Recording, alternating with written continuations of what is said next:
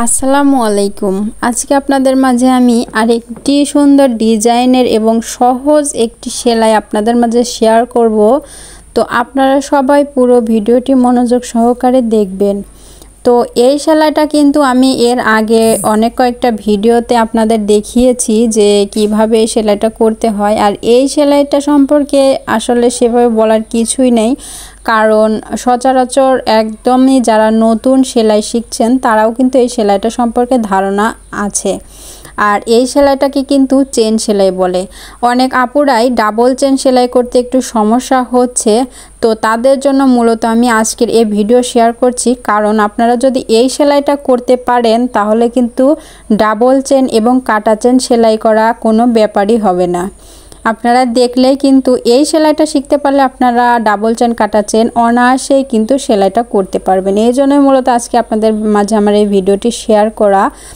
তো এই সেলাইটা আমি এর আগেও একটা ভিডিওতে আপনাদের মাঝে দেখিয়েছিলাম। তারপরও কিছু আপুরা আছে যারা চেন সেলাই করতে পারেন না, তারা ইনশাল্লাহ এই ভিডিওটি দেখলেই চেন সেলাই সম্পর্কে একদমই ধারণা হয়ে যাবে। তো কালো খয়েরি কাপড়ের উপরে কিন্তু লিমন কালার সুতা দিয়ে এই সুন্দর ডিজাইনটি কিন্তু করা হচ্ছে। দেখতে কিন্তু মাশাআল্লাহ অনেক সুন্দর লাগছে। আর এই ছাপটা কিন্তু আমাদের এলাকার একজন থেকে করে নেওয়া হয়েছে। আর আমাকে অনেক আপুরাই বারবার বলছেন কমেন্টে যে একটু ছাপানোর ভিডিওটা দেখান। তো অবশ্যই ছাপানোর ভিডিওটা আপনাদের মাঝে শেয়ার করব। আর আসলে ছাপানোর ভিডিও যখন ছাপানো হয় তখনই কিন্তু ভিডিও করা হয়, তো এগুলো অনেক ঝামেলা। তো আমি যখন এই নকশি কাঁথাটা ছাপিয়ে নেই তখন আপনাদের মাঝে ইনশাল্লাহ ভিডিও শেয়ার করব। আপনারা অবশ্যই নিয়মিত আমার ভিডিওগুলো দেখতে থাকুন এবং আমাকে সাপোর্ট করতে থাকুন। তো এখানে কিন্তু লিমন কালার 4 তারের সুতা দিয়ে করা হচ্ছে। আর একদমই ধীরে ধীরে কিন্তু আমি দেখানোর চেষ্টা করছি এই ফোরটা কিভাবে উঠানো হচ্ছে এবং কোথায় কিভাবে ঘোরানো হচ্ছে সেটা কিন্তু আপনারা ভিডিওর মাধ্যমে দেখতে পাচ্ছেন। আর এই কাঁথাটা কিন্তু 7.5 গজ কাপড়ের উপরে করা হচ্ছে। লিমন কালার সুতা দিয়ে একদমই ফ্রেম দিয়ে আটকিয়ে কিন্তু সেলাই করা হচ্ছে। ফ্রেম দিয়ে আটকানোর সুবিধা হচ্ছে, কিছু আপুরা বলেন যে কাঁথা কুঁচকে যায় অনেক, মানে চেষ্টা করার পরও কাঁথা ভালো হয় না। তো আপনারা চাইলে এরকম ফ্রেম সুতার দোকানে গিয়ে কিনে 20-30 টাকা লাগবে, কিনে আপনারা এভাবে সুন্দর ডিজাইনের নকশি কাঁথা করতে পারবেন। তো